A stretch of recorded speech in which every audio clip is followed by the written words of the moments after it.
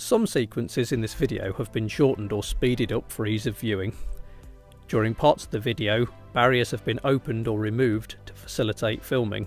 In a live situation, full enclosed guarding must be in place. We begin by first agreeing with the customer as to how we are going to install their new cable. We start by removing their capping to access the duct entry point. With the capping removed, as we pan around, you can see the duct entry point and the serving joint box, which has been guarded off. Making a common mistake, the engineer has chosen to incorrectly rod towards the customer's premises from the joint box and begins by releasing and regulating the Cobra rods into the duct.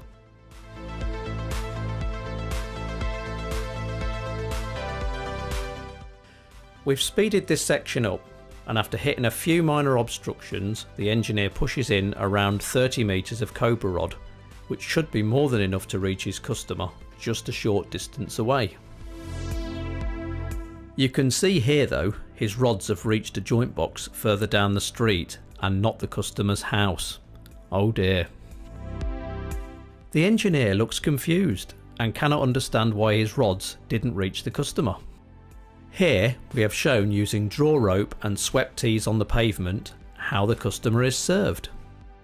You can see here where his rods actually ended up, as they simply passed by each swept tee along the route. Realising his mistake, the engineer now starts rodding from the house towards the joint box. This is really important for two reasons. Firstly, the duct layout means the rod has to pass from the customer duct through the sweep of the tee and towards the joint box. And secondly, the fibre drum must always start at the CBT joint box to ensure the connectorised end can be terminated into the CBT once cabled. Here you can see the rods arriving into the joint box. Now select the correct drum length. Ideally, you should always clip the drop wire pulley to the bearer brackets as shown here. This box didn't have brackets or bearers, so we clipped the pulley to the cable dispenser. Pass the cable through the pulley as shown here. Offer the cable grip to the free end of the cable and mark it.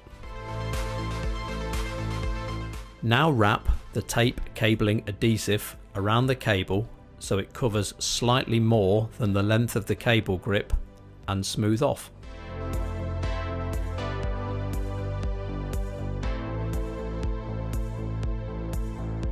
Carefully push the grip over the cable, working the cable to the top of the cable grip as shown here. Now apply the adhesive cabling tape to the end of the cable grip where it meets the cable. This prevents the grip from working loose.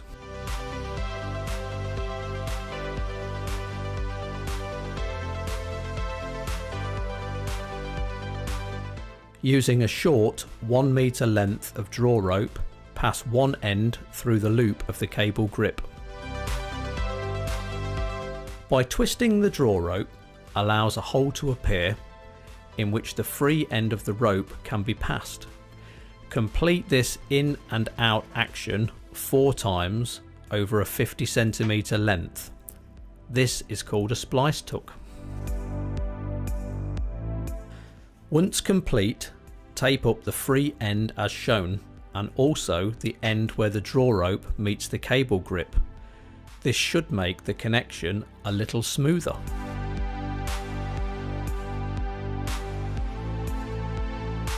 At the other end of the draw rope, carefully separate a single strand as shown here. Cut away 2 of the strands as shown and pass the single strand through the bullet on the end of the Cobra rods. Now, same as before, open up the draw rope and pass this single strand in and out of the rope 4 times to complete the splice tuck.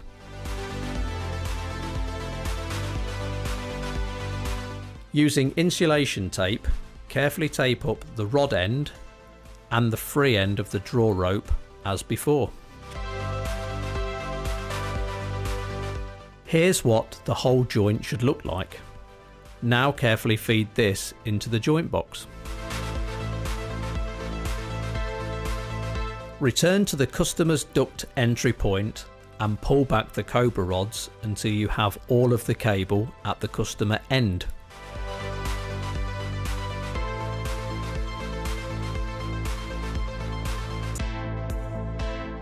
Keep pulling through all of the cable until it stops.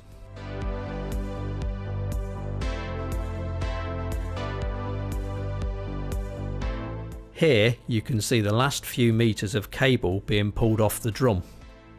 We can then help feed out the last section of cable to expose the CBT connector.